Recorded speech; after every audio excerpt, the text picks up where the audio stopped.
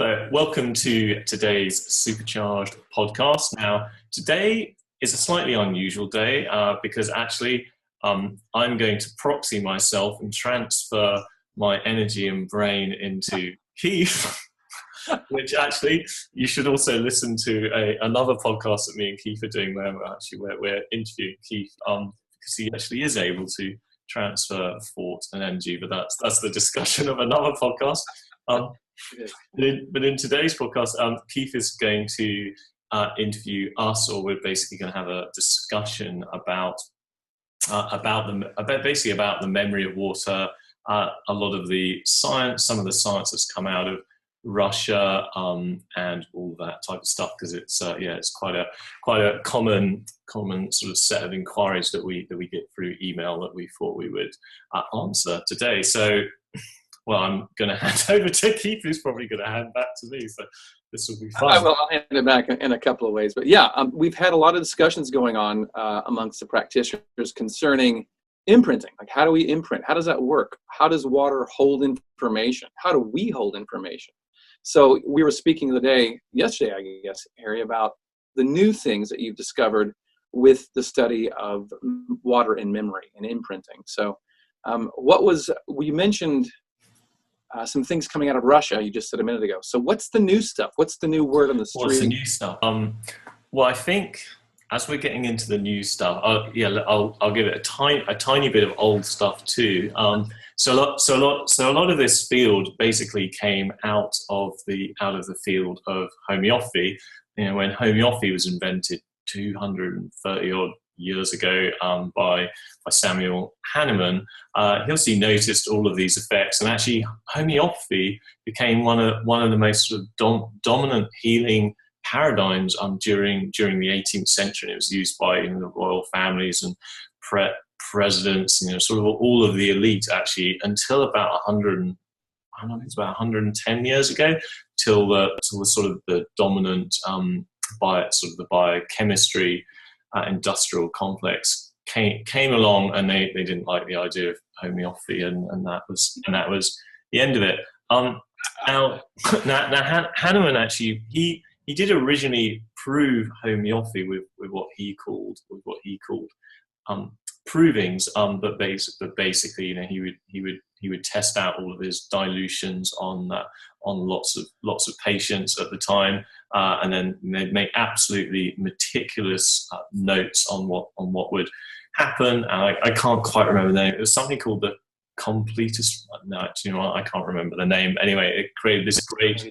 I think those homeopathic materia. That was it. I think it ended up creating this huge sort of book of all of the provings, and and that was basically the sort of foundation of homeopathy.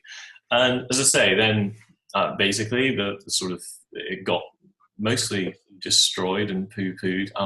Although I have to say the English are still great fans of homeopathy, probably because the royal families are great fans of homeopathy. So you can get homeopathy pretty commonly in England, at least.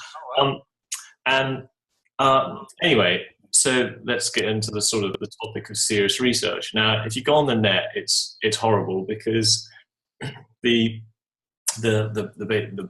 pharmaceutical industry and companies, they've basically been on a 100-year mission to destroy it, because it competes against very, very profitable drugs. So they sponsored all sorts of studies that would to basically say what a load of rubbish. And then, but if you dig deeper, there are also a lot of studies that are not so heavily funded, and so they don't necessarily get up the rankings because they don't have the PR machine, behind the rankings. But there's also an awful lot of studies that prove it out nicely. But I think, to your question, what's a little bit more, I guess I say unusual, or what people don't necessarily know about the high end of, I guess, the real technical research in homeopathy.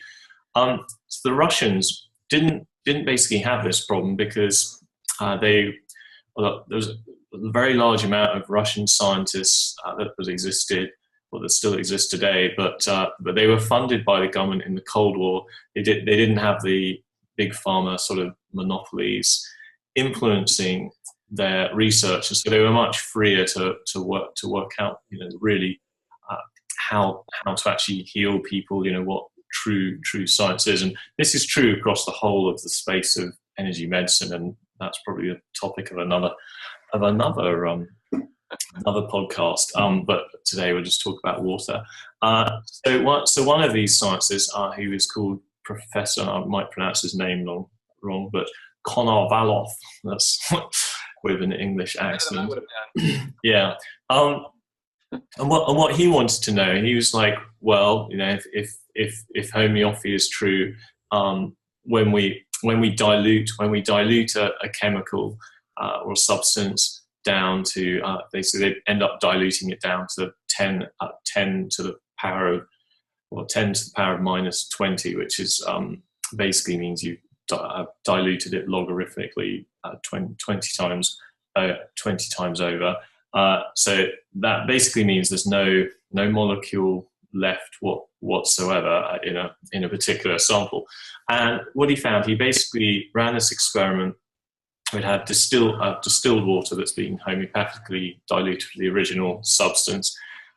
He would use this basically a laser scattering technique. So you basically shine a laser into the distilled water, and then you're looking with a very, very high-powered microscope at the water. That's Keith's phone. Easy peasy. Now for phones do things to the memory of water, but we'll get into that. And what he found was that there's nano clusters of water molecules that are in that dilution. And what do we mean by a nano cluster? Basically, you get a stable molecule. You basically get a stable set of molecules that's hundreds of millions of molecules long of H2O, all connected. I know, yeah, it's pretty amazing.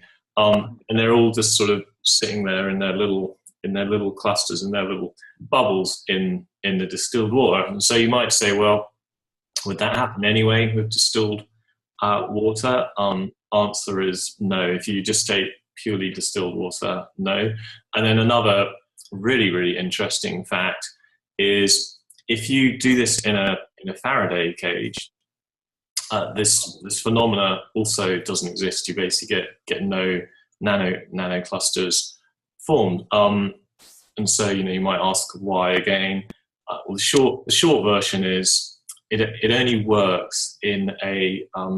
What's really interesting, the fact that it doesn't work when it's in a Faraday cage. Well, the reason that's basically happening is because the Faraday cage is sheltering you from the Earth's magnetic field, and so unless there's some magnetic field, i.e. there's a source of energy, the nanoclusters basically, well, they don't have the energy to form from the original molecules. So if you like, you have the original the original chemical that you're basically diluting. That has a particular message or form. Now, if you dilute and dilute and dilute in the presence of an electromagnetic field, that electromagnetic field is basically able to follow and carry on the imprint of that chemical into all of these molecules, or what are actually coherent domain nanoclusters that end up hundreds of millions of molecules long. So that's just absolutely. And the Earth's field is a strong enough field. That's what's producing that weak force that allows that to happen. It is so, and we'll get into the stability question in a minute. So he found that these nanoclusters were basically stable for days and often weeks. They weren't necessarily stable for months or years, which we'll get into a minute. But basically, the short answer of that is if you use a higher electromagnetic field and basically, if you're looking at stability, it's a question of the energy that's put in, and also the medium. So that he was just using distilled water, which we'll get into in a minute, because that's another technical question. So you mentioned a second ago about the Earth's magnetic field being shielded by the Faraday cage, and so therefore that linking of hundreds of millions of a line didn't happen. So you're saying then that the Earth's electromagnetic field is that weak force that allows this linking of a chain to happen? Yeah, absolutely. So the Earth's magnetic field is basically strong enough to allow homeopathic to exist. And again, if you're looking in the body, it's strong enough for things to happen there. However, some interesting aspects to that. Obviously, in a man-made environment, we're often really, we are interfering, we're shielding, we're totally interrupting Earth's magnetic field. In his experiments, and this I think is why homeopathy actually worked quite well in the 18th century, because there weren't all of these non-native EMFs, and so the Earth's magnetic field in itself, wasn't disrupting a homeopathic remedy or medicine. So I think at least that would sort of hold up. And then in our own experiments, when we're basically been making imprints and looking at the types of solutions, so we found distilled water is basically not particularly stable. And again, this is trying to pronounce his name right, but Konolofov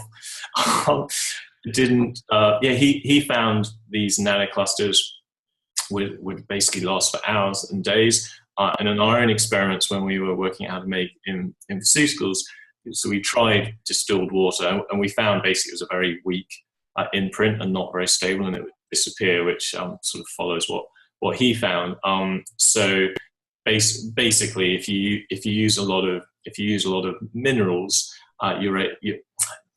because minerals basically contain they have a electrophysical sort of they basically heighten the ability of the solution to hold charge, and then if you're looking at those nanoclusters, they heighten the ability of those nanoclusters to stay stable. So basically, if you add minerals, and you also put more charge in, so in terms of pharmaceuticals, what we do is we basically, we didn't use Earth's weak magnetic field.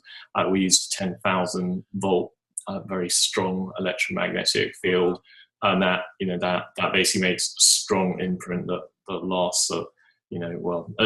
As far as we can see, it seems to be stable for it is stable for multi years. I don't know if it's stable for 20 years, but it's definitely stable for 5 or so years. So that improvement. I mean, that made a massive improvement in the stability. Then all those things you just mentioned. Yeah. Which can then withstand the EMFs of current 2018 at this point. Yeah. And then I think the other fascinating thing in this sort of work of when you're looking at that, because you need an EMF field to create these nanoclusters. See, in homeopathy, you're basically taking an imprint from an original chemical that's then sort of repeated in this long string. However, what we're doing is basically, if you like, it's like a form of electronic homeopathy, or we call it imprinting, where we're not using a substance. We're basically imprinting our own message that we want to imprint. And there's a number of other researchers that we sort of go on the back of.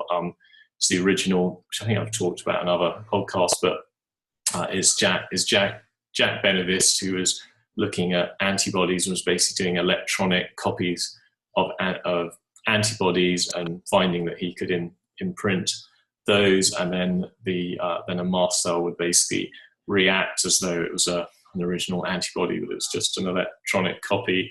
And then in a similar sort of vibe, Luc Montagnier, who's he also got a Nobel Prize for discovering AIDS. He took that idea on further, and he was a virologist, or more interested in that end. It's pretty fascinating. But he would basically take an imprint of a virus, transfer it to another beaker, and then he found if you added the actual base pair chemicals, because those nano clusters exist from the imprint, and then you add the chemicals will basically slot into the right place in the nano cluster and then recreate the original virus to 99.98% basically accuracy or similarity, which is pretty amazing. But obviously, from our point of view, it's like, well, we don't want to give viruses, we don't want to give antibodies or anything like that. What really matters is basically giving healthy information. So why don't we just record the information of how different parts of the body are when they're working optimally, and then you imprint that, and when you present that to the body then acts on it in a positive manner. So you can just get rid of the whole sort of reactionary indirect ideas in homeopathy and virology and all those sorts of fields that thanks for doing the research, but yeah, it's not, you might as well do it in a more direct way. No, I understand. That makes a lot of sense. Cool. What else was I going to say? I guess another thing would be to just looking at the mechanisms within the body of how that's working. If we're looking inside a cell, so a cell is basically full of gel-like water, which basically is surrounding different proteins, surrounding different genes. Now, when a gene expresses, or when it decides to create a new protein to go and repair, part of the cell, part of the body, the only thing touching the gene or those proteins is structured water. And this is actually also another Russian piece of research. I can't remember the name of this researcher, but I'll probably look it up. He found basically that. But anyway, basically they found that it's the water molecules next to the proteins or next to the genes were actually physically, mechanically sort of nudging the genes and moving them to get them to do what they were doing. And then you're like, yeah, no, it is amazing. Like our bodies are 99% water. Our cells are all full of this structured water, and we just think that it's not alive. Now, bulk water really isn't particularly alive and exciting, but this structured water is, because you just really need two things to do something. You need energy. Where does it get the energy from? Well, it's getting energy basically from ambient heat and light. So you have it's not free energy. It's basically coming in from infrared and heat. So that's providing the force for it to do something. And then, so that energy needs to be directed, which is the information part, and that's basically the field. And probably I've said it on other podcasts, but the field is the governing force of the particle, and this is probably one of the most literal, easy ways to see it. So that information field, it's directly governing where those water molecules are going to be and what they're going to do. So it's basically mechanically directing them. I love this sort of like the gel-like form of water, because it's really the physical link between the body field and fields, and what we're all sort of very commonly aware of in the sort of biochemical, molecular, sort of normal physiology of how we think of the body. But it's the water surrounding it that is really the link between the field and I guess our normal physical bodies. Ponder that for a minute. It's a big one. It's very big. It is, yeah, it's good. Yeah. Well, I guess the next bit is the other bit that I just sort of wanted to mention was, how that can work. Well, like if you're looking at the brain, so I mean the brain is mostly water, It's basically full, all of our ventricles here are all full of water. And we have obviously synapses that are, firing and setting up a field. Now, if you sort of take with what we've been saying earlier by the research from Connor Lofoff, if you're imagining inside your brain, inside the water inside your brain, it's also full of all of these hundreds of millions of molecules long of water, basically these nanoclusters, which basically represent information. Now,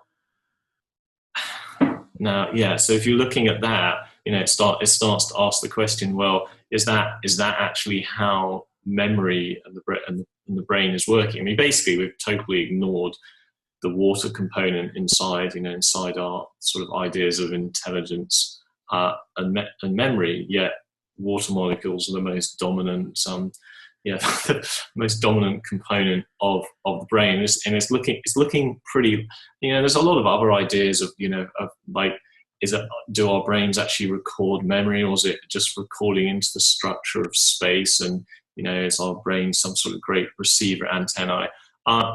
My thought on that, again, I think water is the link between these field ideas and the sort of the traditional viewpoint of the brain and neurons. And so if you look at these nanoclusters, basically look at these nanoclusters, we know it's information, it's memory in water. That likely is basically connected, or is actually our memories. And again, they're a bit like antennae in water. Water can basically act as this sort of medium between the field and our physical bodies. It's quite likely these nanoclusters are basically like antennae, and really we're basically we're recording information into them, i.e. memory. Those and then they're also acting like antennae out to the universe and back. And a reception as well. But basically like a receiver and a transmitter. So if people listening in are sort of used to the ideas of manifestation, or perhaps on a more practical level, when who's ringing on a phone, that's sort of you experience sort of psychic phenomena. I expect it's basically these water molecules in your brain that are basically those receivers and transmitters, and that's pretty encouraging, because a lot of times people think, well, goodness me, like I know I could be this great manifest. Well, people think they can't be this great manifester because they think their brains are set, and I'd have to regrow all those neurons and some other awareness. Now, well, partly true. I mean, but it also opens up the possibility that it's much more easy to rewrite and reform water molecules or nanoclusters within your brain. And I don't know, have you experienced that? I know I've experienced I've definitely experienced some different periods of life where I've been able to change my brain from months of one state to another state in months, and the most amazing things happen. And I definitely wasn't, would have been way too slow to be growing new tissue. But the idea of rewriting the memory of the water in your brain, more plausible. I mean, that would be probably instantaneous. Yeah, absolutely. Which there's no restriction then whatsoever. Yeah. So yeah. you mentioned this Russian researcher. So the clusters, that's a huge part of the I guess breakthrough research, the more modern understanding of things. Were there any other pieces that you've picked up from that research that you found interesting? God, there's all sorts. I mean, there's many areas in the research. So one research we didn't mention is Gerald Pollack out of Seattle University. Oh, wow. So he's looking at the structure. He's basically looking at the structure of water and what he calls the fourth phase of water. Different, fairly different, but in that he's basically looking at how the structure in water is also acting as a bit of an engine to basically push blood through all your tight capillaries, because there's basically millions of miles of veins going through your body, and some of your tiny little capillaries, a red blood cell is bigger than the capillary, and it has to sort of squish down and get pushed through. Well, it doesn't work from the heart. That's the point. Like, the heart is not strong enough to do that. So you need another force that's occurring in the actual veins. And it's this idea of structured water where light and heat is able to come in and basically propel things, because there's a force behind it. So actually he's done a lot of experiments showing how that can work through these Nafion pipes and things like that. So that's pretty interesting in the water world. What else is interesting in the water world? I think that Russian's probably the most interesting. Well, there's also Korotov, he used a piece of equipment called a gas discharge philosophy, but you can basically see the energy of water, and like if water, device? A GDV device, so gas discharge visualization. That's it. And with that, you can basically see how healthy or how energetic water samples are and how structured they are, and also if they're going to affect you beneficially or not, so that type of thing. So here's a question I have that's always, and I think I know the answer possibly, but I'd like to hear your thoughts on it. So we talk about these things that the Western medical community and scientific community have just, what have they done with the idea that, hey, by the way, your heart really can't account for all of the ability for blood to move through the capillaries, through the millions of miles of veins. We don't have the heart as the main impetus for that happening. What have they been doing with that lack of understanding? Do they just kind of not talk about it? Or, to talk about there being another force that moves all this through the veins, we know that. Are they willing so far to look at these other ideas to explain what they haven't been able to? Generally not, no. I think... Just don't talk about it. Well, I think a few things happen. So, everything just slows down. So, a whole load of ideas are put forward. The heart pumps blood around. I don't know how long that idea has been around. Probably 200 plus years, maybe longer. I'm sure it's a very, very ancient idea, and it's written in every textbook. So it's going to be taught over and over again to every scientist and every and every medical student, and to go against that, not good. And then if you add that into the water end, again, water science is, well, there's bulk, water. It's a liquid, it's a solid, it's a vapor. That's sort of like standard science. So then if you're then sort of going against the water dogma and against heart pump dogma and against, there's a lot of different dogmas.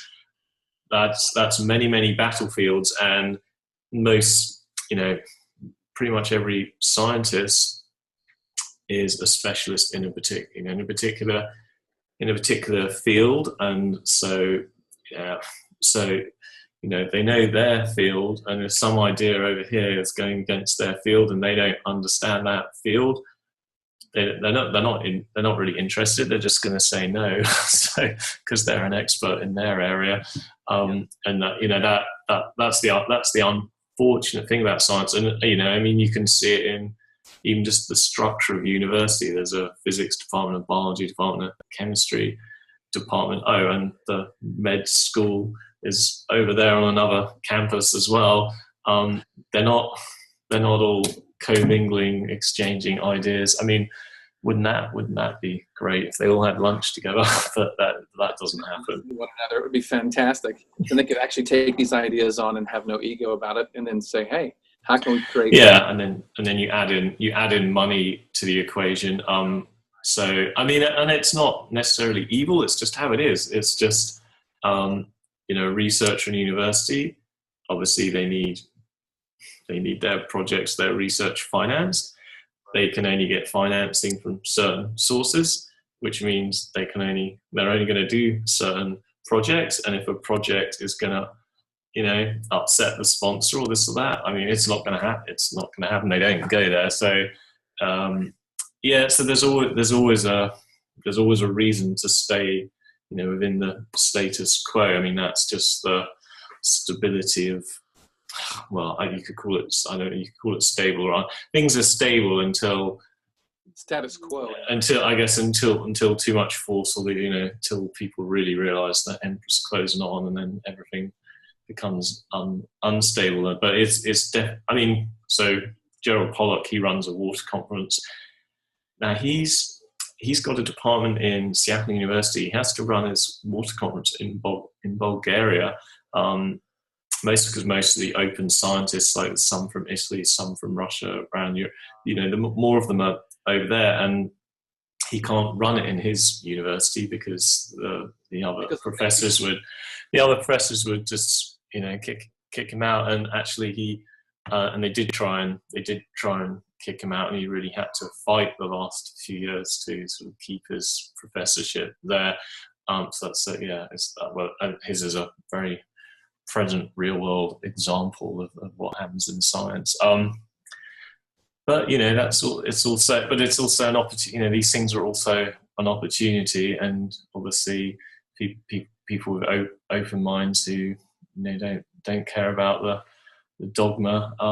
It's all good. I mean, the information is all there. There's a great book called The Emerging. I've got it on my table right here. Good coincidence. The Emerging Science of Water. By hold that right there just for a second. All right. Is that clear? I'm going to get the book. Can I get it on Amazon? Looks like it's backwards through here. Oh no, it's good on my end. Oh, cool. Can you get? Yeah, I bought it on Amazon. There you go. So yeah, that's a good place to go. But well, actually, let's talk a little bit more about this that idea of science, because something that's sort of really that we're really passionate about is the overall mission of decoding human body field. Because we started down this journey 14 years ago, where we're basically mapping out, I'll call them QED fields, but it's basically a quantum electrodynamic field, but basically the pure information end of the control systems of the body. But over I guess more recently we've sort of been thinking about what other fields are there in the body, and how useful could they be? And there's a whole variety of them. Like voice contains an awful lot of information. ECG is another brilliant example of that. So again, the Russians have discovered that ECG you can do different health diagnosis. Obviously, the Chinese do Chinese pulse diagnosis and can discover 27 different patterns. You can't go to your doctor and have an ECG and be told these 27 patterns, but you should be able to. You should. And so actually, this I can tell people about. So yeah, our next sensor is basically going to include ECG, but we're going to be interpreting all of these other patterns and also applying machine learning to discover new patterns in ECG that Western medicine totally ignore. So that's pretty exciting. Did I mention voice?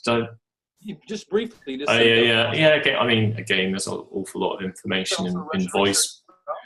No, the voice stuff's more European actually. There's more in voice. And then and actually, when you're going back to the Russians, so Krosov, who also co-authored that book, who did the GDV stuff. He was basically looking at basically photon emissions out of the fingertips and how they correspond to different organs and meridians and that type of stuff. We're looking at that because basically, like the next sort of evolution of our BWS, basically look at all of these different sources of information from the body, which obviously just carries on to increase the accuracy and our ability to make really good recommendations on how to get people better, and obviously we can track that much better. what's going on with people. So yeah, that's quite exciting. Although nothing to do with water research, but who cares? Yeah, I mean, the more information we have, then the more accurate our diagnosis is. Yeah. And there's no end to information. There is no end, but it's all a little bit different. It's like the photon stuff is very, it gives these patterns, but it can fluctuate. But if you change something, which is great if you want to see what's happening, if you place a remedy, it'll change. So you can see what happens to the sort of the field. But if you want to see, more long, and under sort of a deeper structure change, ECGs are a bit better. So it's more sort of connected to the nervous system, heart, blah blah blah. So that's a better indicator of a deeper level of change, not just a little fluctuation. And our method, which is basically quantum resonance technology, that's really good at getting a snapshot of what to do across a very broad picture. And voice is actually, you can get a lot of stable patterns out of voice, but of course emotions change in voice, whatever, probably second, I don't know about second, but probably every 15-20 seconds you might be a little bit different emotionally, but underlying things will be similar. So they all give different sort of forms of information, and some are more dynamic and less repeatable. Some are sort of more, they may not be as accurate a snapshot of that second, but it's more of an underlying indication. But yeah, if you sort of layer all of those on top of each other, yes. I'm quite excited about it. But it's doing interesting things to my brain, trying to think how to unify all that, but it will get worked out. Your own very special unified field theory.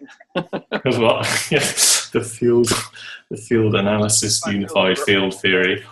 Yeah, probably not the same as a proper unified field theory. Your own unified field theory here. the unified health field theory. Exactly. Yeah, add another one. Yeah, that's right. Cool, that's really cool. No, that's fantastic information, and it really gets me thinking, because the whole entire body, like you said, is mostly water. And so when we're talking about the brain, really, I would think you could include the entire body in that. Oh, absolutely. Yeah. I was just taking that as an example. It's amazing to think of how much information we hold inside of it. Well, it is, and I think just to come back to that idea of water is this sort of physical antenna or link. It's basically this link between the field and the life of proteins, because basically your body is, another view of the body is basically, you're full of moving proteins, and if proteins aren't moving, you're dead. But all of these proteins are sitting inside and surrounded by water, and it's water nudging them. Well, how the hell is it nudging them? Well, yeah. And if you're looking at a field, like people think, well, can a field move a protein, or can a field move something? Well, no, it's harder because fields are more subtle, but fields can move water molecules, because it's just and especially it's the medium and the message. Yes. And especially when there's a source of energy, and again, the energy basically comes from ambient infrared energy. So yeah, if you have the energy and you have the information acting through water, it can do these physical, mechanical things and start moving proteins and getting all these other things to happen in the body.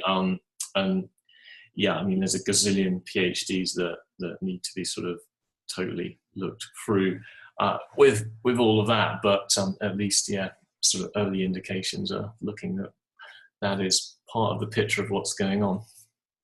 Sounds like we're on the right path to making new discoveries and things to give us a deeper understanding of how we work. We've had such gaps in all of it, and it sounds like at least some people in the world are studying what these gaps are without preconceived notions and prejudice, which is fantastic. That's how you get new discoveries to be open.